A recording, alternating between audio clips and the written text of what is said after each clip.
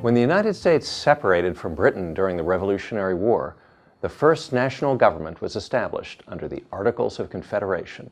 The Articles created a minimal national government that had little ability to bend the will of the states toward the national interest. This limitation of federal authority became apparent when several states in the new nation became involved in trade disputes. In the years prior to the passage of the Constitution in 1789, states routinely passed tariffs on each other. If a merchant in one state brought a good across a state border, the merchandise was subject to a tax, collectible by a customs agent. Tariffs caused ill will among the states as trade wars developed. Meanwhile, the National Congress was unable to get all the states to agree to a standard tariff on imported goods to raise tax revenue, and government was deeply in debt from the Revolutionary War and needed the revenue. The national government, under the Articles, could not do anything about these problems. Leaders became concerned that the tension could undo the Union.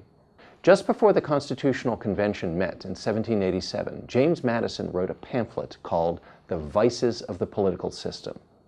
In that essay, he wrote that, quote, "The practice of many states in restricting commercial intercourse with other states and putting their productions and manufactures on the same footing as with foreign nations, though not contrary to the federal Articles, is certainly averse to the spirit of the Union and tends to beget retaliating regulations. They are destructive of the general harmony." This was one of the reasons some founders supported a new federal government that would replace the Articles of Confederation, and so it came to pass that the Constitution was ratified in 1789. Now, one of the most significant new powers of the federal government under the Constitution was the power of Congress to regulate trade, as outlined in Article 1, Section 8 of the Constitution.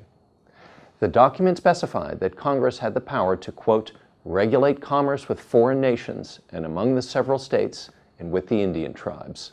Furthermore, Congress, but not the states, was also authorized to levy, quote, "taxes, duties, imposts, and excises."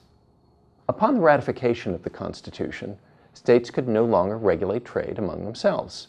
Only Congress now had that authority. But even here, the power was limited in that federal taxes had to be uniform across all the states. Congress retained sole authority to regulate trade with other nations.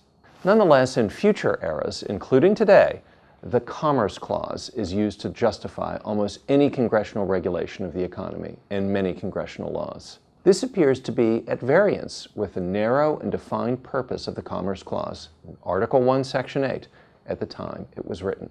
Its purpose was to end state tariffs and duties to prevent, in concert with other articles in the Constitution, Congress from discriminating against trade from any particular state, and to give Congress the sole power of imposing taxes on foreign goods.